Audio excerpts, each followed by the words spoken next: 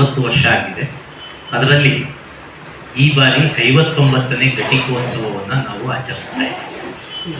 ಈ 59ನೇ ಘಟಿಕೋತ್ಸವವನ್ನು ರಾಜೇಂದ್ರ ಪ್ರಸಾದ್ ಅಂತಾರಾಷ್ಟ್ರೀಯ ಸಭಾಂಗಣದಲ್ಲಿ ನಾವು ಏರ್ಪಾಡು ಮಾಡಿದ್ದೀವಿ. ಈ ಘಟಿಕೋತ್ಸವದ ಅಧ್ಯಕ್ಷತೆಯನ್ನು ವಹಿಸಿ ಘಟಿಕೋತ್ಸವವನ್ನು ನೆರವೇರಿಸಿಕೊಡ್ಲಿಕ್ಕೆ ನಮ್ಮ ಕರ್ನಾಟಕ ಸರ್ಕಾರದ ಗಣಿತವೆತ್ತ ರಾಜ್ಯಪಾಲರು ಪ್ರೋ ಚಾನ್ಸಲರ್ ಆದಂಥ ಸನ್ಮಾನ್ಯ ಕರ್ನಾಟಕ ಸರ್ಕಾರದ ಕೃಷಿ ಸಚಿವರಾದಂಥ ಶ್ರೀ ಎನ್ ಚೆಲುವರಾಯ ಸ್ವಾಮಿ ಅವರು ಖ್ಯಾತ ವ್ಯಕ್ತಿ ಆ ಘಟಿಕೋತ್ಸವದ ಭಾಷಣವನ್ನು ಮಾಡಲಿ ಡಾಕ್ಟರ್ ಅವಸ್ಥಿ ಅಂತ ಹೇಳಿ ಇಫ್ಕೋ ಚೀಫ್ ಅವರು ಮುಖ್ಯಸ್ಥರು ಡಾಕ್ಟರ್ ಅವಸ್ಥಿ ಅವರು ಘಟಿಕೋತ್ಸವದಲ್ಲಿ ಪದವಿಯನ್ನು ಪಡಿತಾ ಇರುವಂಥ ಎಲ್ಲ ವಿದ್ಯಾರ್ಥಿಗಳನ್ನ ಮಾಡಿರ್ತಾರೆ ಅಂತ ಮಕ್ಕಳನ್ನು ಗುರುತಿಸಿ ಅವರಿಗೆ ಈ ಚಿನ್ನದ ಪದಕಗಳನ್ನು ಪ್ರದಾನ ಮಾಡುವಂಥ ಕಾರ್ಯಕ್ರಮ ಬಹಳ ಪ್ರಮುಖವಾದಂಥ ಭಾಗ ಯಾವುದೇ ಘಟಿಕೋತ್ಸವದಲ್ಲಿ.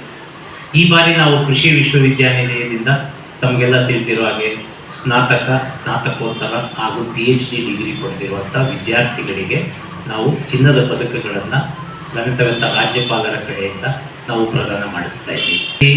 13 ಚಿನ್ನದ ಪದಕ ಪಡೆದಿರುವಂಥ ವಿದ್ಯಾರ್ಥಿ, ಅದಕ್ಕೆ 871 ಸ್ನಾತಕ ಪದವಿ ವಿದ್ಯಾರ್ಥಿಗಳು ಅಂದರೆ ಅಂಡರ್ ಗ್ರಾಜ್ಯುಯೇಟ್ ವಿದ್ಯಾರ್ಥಿಗಳು, ಮತ್ತು 311 ಸ್ನಾತಕೋತ್ತರ ವಿದ್ಯಾರ್ಥಿಗಳು, ಮತ್ತು 89 ಡಾಕ್ಟರೇಟ್ ಪದವಿಯನ್ನು ಪಡೆದಿರುವಂಥ ವಿದ್ಯಾರ್ಥಿಗಳಿಗೆ ನಾವು ಘಟಿಕೋತ್ಸವದಲ್ಲಿ ಪ್ರಶಸ್ತಿಗಳನ್ನು, ಚಿನ್ನದ ಪದಕಗಳನ್ನು ಮತ್ತು ಅವರ ಪದವಿ ಪತ್ರಗಳನ್ನು ಪ್ರದಾನ ಮಾಡ್ತಾ ಇದ್ದೀವಿ.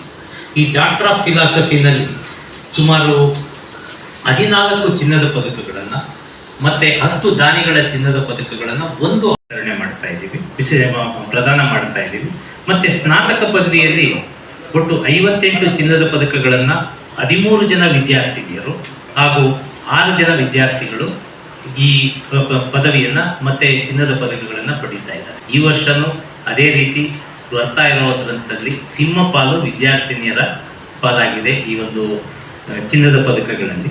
ಮತ್ತು ಒಟ್ಟು 9 ಚಿನ್ನದ ಪದಕಗಳನ್ನು ಪಡೀತಾ ಇರುವಂಥ ವಿದ್ಯಾರ್ಥಿನಿ ಸ್ಫೂರ್ತಿ ಆರ್ ಅಂತ ಗೊತ್ತಿದೆ. ಕೃಷಿ ವ್ಯವಹಾರ ನಿರ್ವಹಣೆ ಅಗ್ರಿ ಬಿಸ್ನೆಸ್ ಮ್ಯಾನೇಜ್ಮೆಂಟ್ ಅಂತ ಒಂದು ಡಿಗ್ರಿ ನಮ್ಮಲ್ಲಿದೆ ಕೃಷಿ ವಿಶ್ವವಿದ್ಯಾನಿಲಯದಲ್ಲಿ. ಅದರಲ್ಲಿ ಪಡೀತಾ ಇರುವಂಥ ಐಶ್ವರ್ಯ ಗಣಪತಿ ಗೌಡ ಅವರು ಅತಿ ಹೆಚ್ಚಿನ ಅಂಕಗಳನ್ನು ಪಡೆದು ಅವರು ಈ ಚಿನ್ನದ ಪದಕವನ್ನು ಈ ಬಾರಿ ಪಡೀತಾ ಇದ್ದಾರೆ. ರೇಷ್ಮೆ ಮಹಾವಿದ್ಯಾಲಯದಲ್ಲಿ ಓದ್ತಾ ಇರುವಂಥ ಗಣೇಶ್ ಅನ್ನುವಂಥ ವಿದ್ಯಾರ್ಥಿಗೆ ಈ ಬಾರಿ BSc ಸಿರಿಕಲ್ಚರ್ನಲ್ಲಿ ಚಿನ್ನದ ಪದಕವನ್ನು ಪಡೀತಾ ಇದ್ದಾರೆ. BSc ಆನರ್ಸ್ ಕೃಷಿನಲ್ಲಿ ಯಕ್ಷಿತ್ DS ಅಂತ ಹೇಳಿ ಚಾಮರಾಜನಗರ ಕಾಲೇಜಲ್ಲಿ ಚಿನ್ನದ ಪದಕವನ್ನು ಪಡೀತಾ ಇದ್ದಾರೆ. ಇವರು ಬಾಲಸುಬ್ರಹ್ಮಣ್ಯನ್ ಅಂತ ಹೇಳಿ ಇವರು ಕರ್ನಾಟಕ ಸರ್ಕಾರದಲ್ಲಿ ಹಿರಿಯ IAS ಅಧಿಕಾರಿಯಾಗಿದ್ದರು, ನಂತರ ನಿವೃತ್ತಿ ಆಗಿದ್ದಾರೆ ಈಗ. ಬಟ್ ಇವರು ಈ ಕೃಷಿ ಕ್ಷೇತ್ರಕ್ಕೆ ಸಲ್ಲಿಸಿರುವಂಥ ಕಾಣಿಕೆ ಅಂದರೆ ನೋಡಿ, ಹೆಚ್ಚು ಭಾಗ ಮಹಿಳೆಯರೇ ಶ್ರಮವಹಿಸಿ ಮಾಡ್ತಾ ಇರುವಂಥದ್ದು. ಅದ್ರ ಜೊತೆಗೆ ಇರುತ್ತೆ, ನಮ್ಮಲ್ಲಿ ಬಿಟ್ಟೋಗಲ್ಲ. ಆಮೇಲೆ ಮ್ಯಾಕ್ಸಿಮಮ್ 95% ಪಾಸ್ಔಟ್ ಇರ್ತಾರೆ. ಇನ್ನು ಕೆಲವೊಂದು ಸಂದರ್ಭಗಳಲ್ಲಿ ಮಾತ್ರ 2-3% ಮಾತ್ರ ಆ ರೀತಿ ವ್ಯತ್ಯಾಸ ಆಗ್ಬೋದು.